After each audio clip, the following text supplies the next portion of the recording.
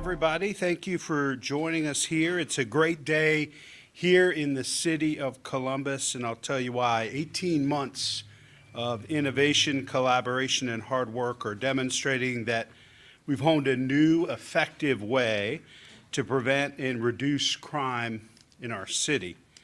For months now, a non-fatal shooting pilot has been underway, and the results are incredibly impressive. You've heard me talk about our comprehensive neighborhood safety strategy, which encompasses prevention, intervention, and enforcement to disrupt the cycle of violence and hold violent criminals accountable. Prevention, intervention, and enforcement together move us toward the ultimate goal of preventing tragedies before they happen. So 18 months ago, Chief Bryant launched the non-fatal shooting pilot in the city's Zone 6, so that's the South Linden and Milo Grogan neighborhoods. The idea is simple and yet groundbreaking. Dedicate the same level of investigative expertise and urgency we bring to homicide cases to non-fatal shootings. Why? Because the difference between a fatal and non-fatal shooting can be a matter of inches or seconds. This is an idea that Chief Bryant brought with her based on some of her experience in Detroit. Listen to this. Our current citywide rate for solving non-fatal shootings is about 46%. But in our pilot project, that rate is 75%. It's not just a number. It's dozens of families getting justice and countless acts of retaliation prevented before they can happen. When a violent crime occurs, it doesn't happen in a vacuum. There's a web of causes and effects that must be examined, even when a fatality miraculously does not occur. This is an expansion of an approach that revolutionized our homicide investigations in 2022, when we moved to a team-based model that lifted our homicide solve rate from rough 40 to 50% to 82%. The non-fatal shooting team builds on that success, bringing detectives and patrol officers together, responding 24/7 and working in full coordination. Now, instead of 2 detectives working a case alone, an entire team responds immediately. Some at the scene, some at the hospital talking with victims, others already writing warrants. It's a coordinated, simultaneous response that captures evidence and information in real time. In these cases, minutes matter, and this program has transformed how we use them. Since its start in March 2024, the team has handled 78 cases. That alone is pretty fantastic. But get this, those solved cases also led to an additional 484 charges, ranging from attempted murder to aggravated robbery to weapons under disability.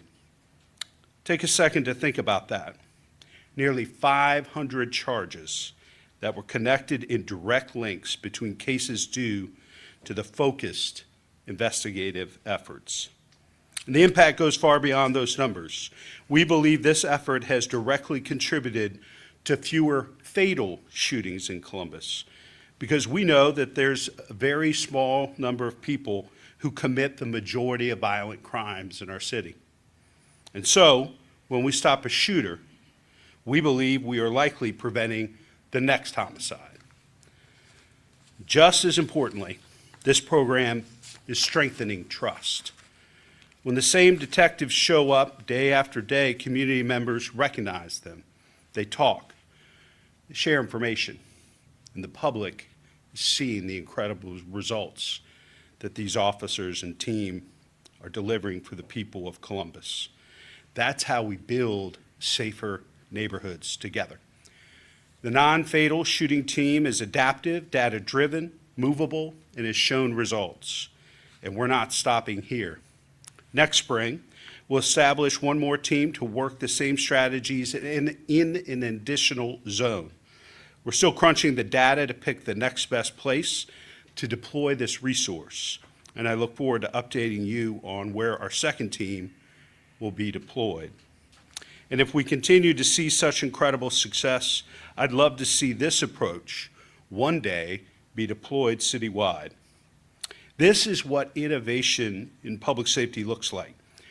Collaboration, innovative use of data, the pursuit of justice in compassion in equal measure. It's about saving lives, strengthening trust, and taking back our neighborhoods one case at a time. And the cumulative impact is remarkable.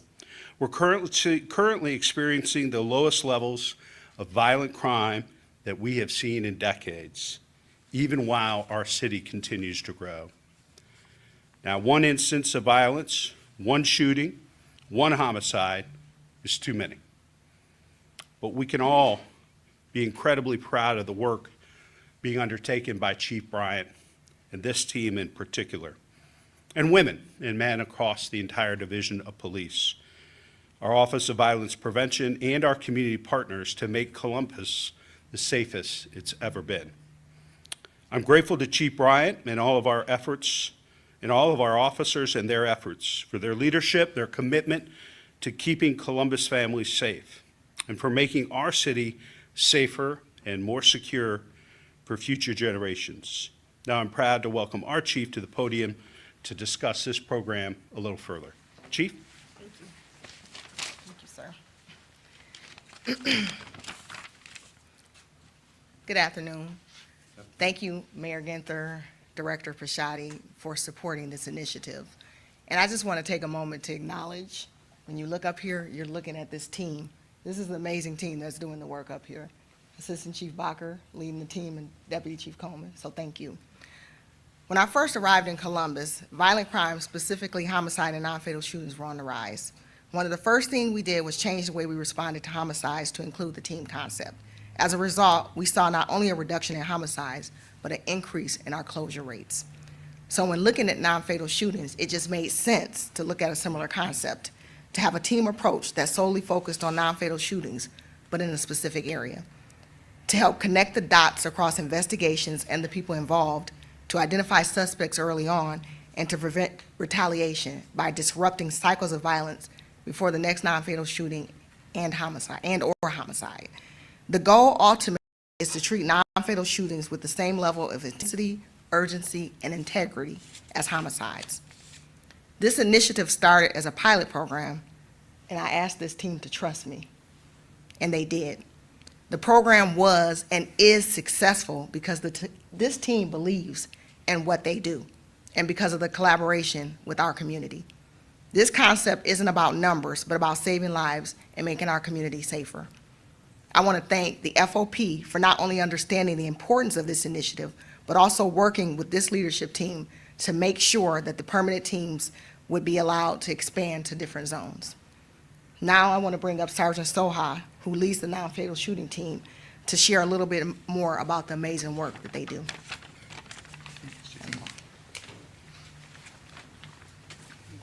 Good afternoon. I'm Sergeant Scott Soha, and myself and Julie Williams were leading this team as it was the pilot.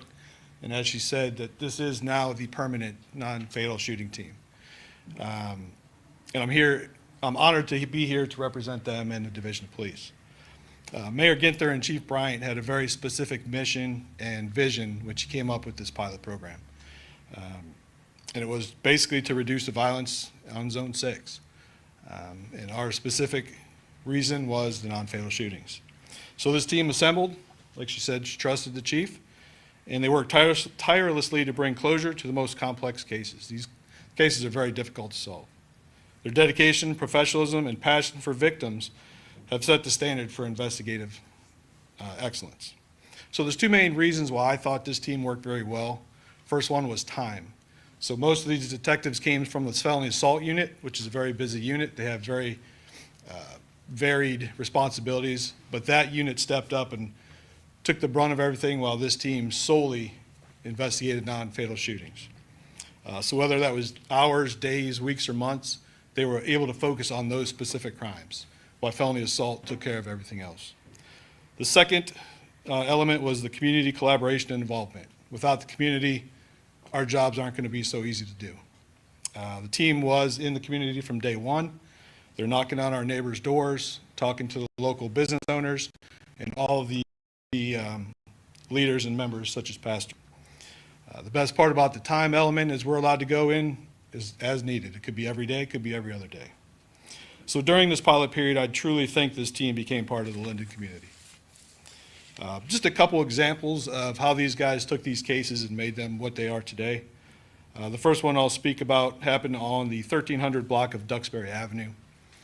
Patrol responded, found a gunshot victim. This team was able to do some great work, hundreds of hours of surveillance, interviews with witnesses, just getting in the community, getting their feedback. They were able to identify that suspect. And from that suspect, they did not stop. They kept looking at the past, their associates, and what they've been doing. Come to find out, they were a part of a ring of 4 that were involved in 9 previously unsolved serial robberies here in Columbus. So from that initial shooting, this team was able to charge 4 total suspects. Like I said, did 9 unsolved serial robberies. 138 criminal charges came out of that case alone. The second one would be from the 1200 block of East 12th Avenue. 2 homes were struck by gunfire. There was over 30 casings we located in the street. No leads, no information at all. There was 11 total victims inside of these houses, 5 of them juveniles. And the only reason we became involved is one of those juveniles was shot from the street. Again, this team took it, ran with it, and did what they do. They found 3 suspects that were involved in that crime. Again, they didn't stop there. Has to be a pass. Shooters remain shooters until they're stopped by the police.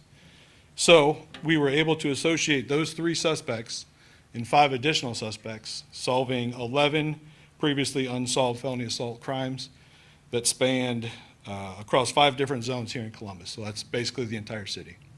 101 total charges and 12 firearms were recovered. And that all stemmed out of 1 non-fatal shooting. So like I said, this is truly remarkable investigative skill and dedication, not only seen in this unit here, the non-fatal shooting team, but also our felony assault detectives. They've done a tremendous job as well.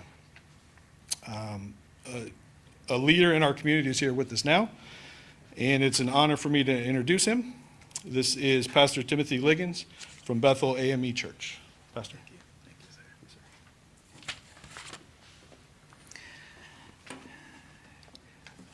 I can recall 2020 and 2021 being an exceptionally challenging time in this community. I personally experienced gunshots in my area, and my neighbors, my community, my neighbors and my members telling me of reports of constant gunshots. It was challenging. The murder rate was high, as we all know. And Chief Bryant came in because of the hire of our mayor. And they came up with innovative solutions. They stood up to the challenge. They stood up to the challenge. They heard our calls, our cries, and they stood up with they met the challenge with innovative solutions. And I like how they didn't seek to arrest their way out of the problem. They invested in these individuals. They sought them out, they invested in them, and offered them opportunities for different pathways. I'm speaking specifically of the Columbus Violence Reduction Program. And these investments are paying off. I love how the entities are working together. I see how the Office of the Mayor, the Department of Public Safety, the Columbus Public Health, and of course the Columbus Division of Police, how they're working together and working together as a team, bringing together these solutions that they've come up with and enacting them, putting them into place. And so it's wonderful what we see, these entities working together, not pointing fingers at each other, but working together. And they have supported our local efforts. I believe Chief Bryant, in her one of her first 2 weeks on the job, she was here in Linden at one of our We Are Linden community walks, showing support, and so they support our efforts. Assistant Chief Potts would be at our Boys for Men Youth Conference. We would have 15 and 20 officers at that conference. So they support our local efforts. We're appreciative of that. And it makes us want to support their efforts. And so I count it an honor and privilege to join with the Columbus Violence team, Columbus Violence Reduction Team, to go on these customs notification, to be there as a community moral voice. I'm encouraged to be at the call-in sessions, you know, where they speak to these individuals and tell them that that there's choices, that there's resources that are available. We want to help them. We want to keep them safe, keep them out of prison, keep them alive. And so I'm just really encouraged by what's going on, and I am happy to support in any way I can. And so I see a much improving atmosphere. It used to be when I would walk out the door of my church, you know, I would have to claim Psalm 91. You know, first thing I walk out the door. But now I'm looking for my neighbors, you know, the kids across the street who years ago I literally saw them running from gunshots into the house, but now they're out playing, and so I greet them, hey Nevaeh, you know, hey Amelia, and it is a different atmosphere. It's an improved atmosphere, and so we have confidence in this team that they will meet any present and future challenge that will come up. And so I'm just here to let them know that I support them in any way I can. They can call me, and I'm there. I appreciate what they're doing, and I'm here for them. And so coming back up to speak is a great mayor of the city who's assembled a great team, come up with great ideas, and is pushing this forward, continue to push this city forward. Mayor Andy Ginther. Thank you, Pastor. Appreciate you. Thank you. Now we'll open it up for questions. I also want to acknowledge some of the great neighborhood and community leadership, members of our area commission, and folks that are doing some incredible work with us every day on the front lines. Thanks for your partnership and support of this initiative and so many other here that are part of that One Linden plan that we believe is critically important to see through.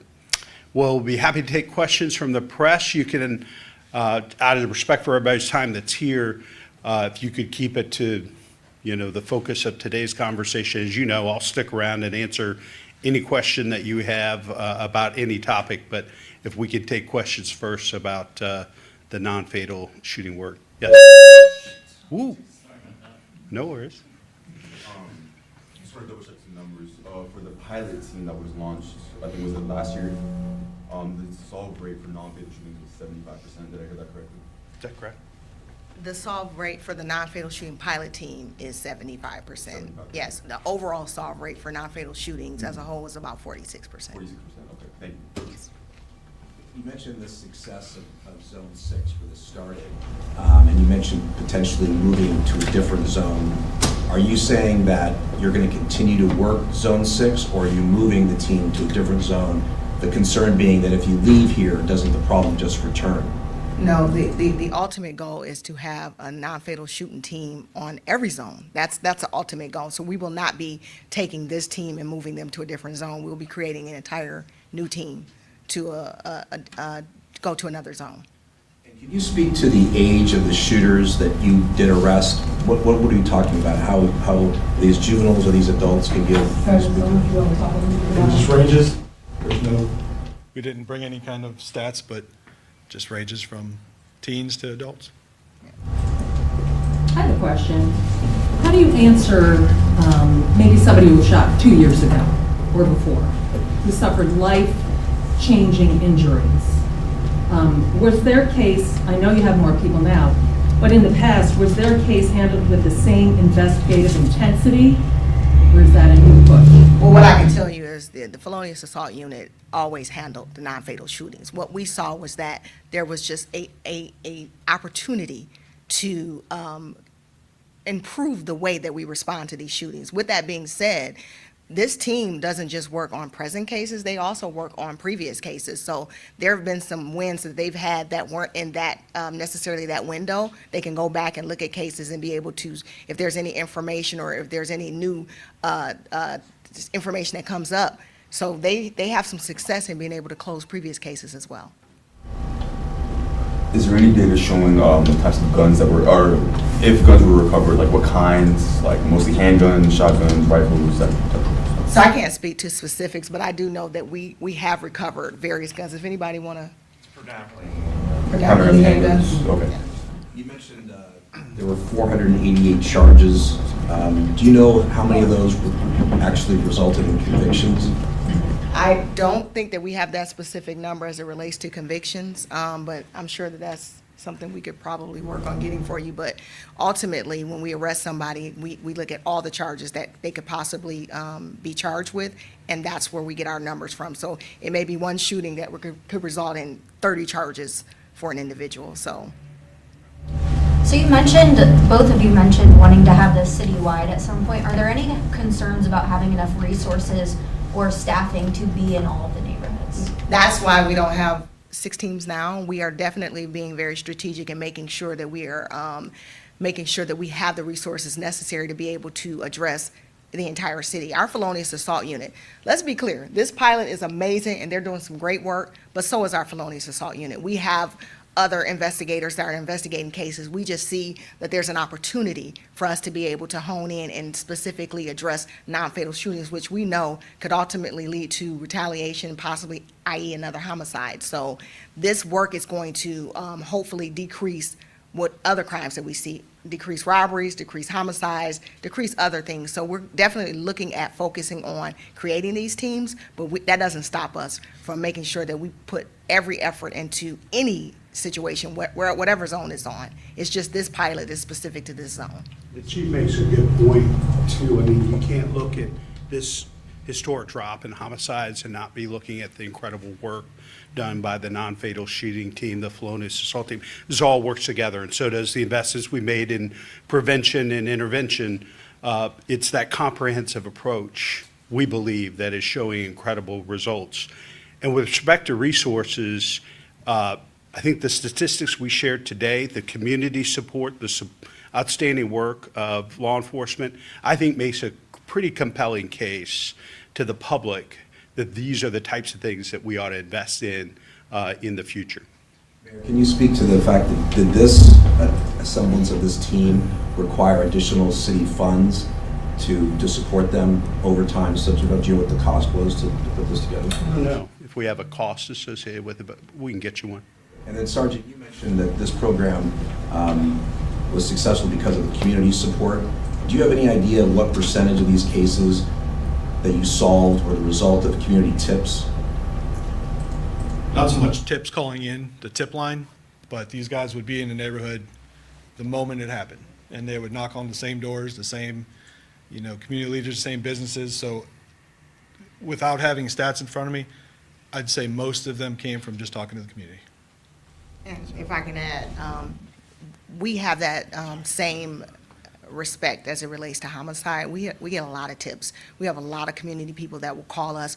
We have great relationships in our community with the neighborhoods, with the business owners, with our community activists. And so I think that the relationships that have been built over the past several years have allowed us the ability to be able to reach out to community, and they feel comfortable reaching out to us. So we get a lot of tips. You believe Zone 6 is safer today than it was yesterday? I do. Yes. Mary Ginther, you mentioned investments and how the non-fatal shooting was one of those investments, I guess, and this might be a DPS question. Has there been any talk of expanding more ShotSpotter as well? I know that's been a key, I guess, player in solving, I guess, like gun shootings in general. I'm not sure if that's being contemplated in an expansion at this point. I'm looking at the safety director, but it has been a useful tool, but there's no one thing, and certainly having the experience and the commitment and dedication of this team that's dedicated to this zone has been critically important to build those relationships, share information. And I would say this, Kevin, we'll get you a number on the cost, but based on these statistics and the impact on families and neighborhoods, we're going to spend whatever it takes to continue to make Columbus safer. And we think this is a great example of that, something that we could take to the public and have others realize how significant and impactful it's been. Chief, you mentioned you brought this program from Detroit. It may not be a fair comparison, but how would you compare what they've done here versus what happened in your city, Forsyth? Well, I can tell you that it's not even just specific to Detroit. There's a lot of cities that have non-fatal shooting teams. I think that it's important to look at what you have, look at your resources, and be able to make it specific to Columbus. Detroit does a great job with their non-fatal shootings, and they're able to have great relationships in their community as well, and able to get community buy-in and be able to close cases. But I can tell you, just in these past 18 months with this team, I have been blown away by the amazing work that they've been able to do, and the fact that they took this on. You got to understand, a pilot does not guarantee that you're going to have this. So to get them to buy in and to be able to give it their all and put their heart and soul into something that may or may not be able to stick around, they just believed in it. They believed in the process. They worked it. They came in. They've done everything that we've asked them to do, and as a result, you see the success that this team has been able to have with the non-fatal shootings. Time for one more question. I'm counting, but I just want to make sure it's 14 members in the non-fatal shooting team, right? No. Some of the, there are not 14 members on the non-fatal shooting team. That you're looking at assistant chiefs, the deputy chief, you're looking at commanders, so the non-fatal shooting team doesn't have 14 members, no. How many does it have? Right now, we have 8 members. 8 members, okay. Yes. A lean, mean fighting machine.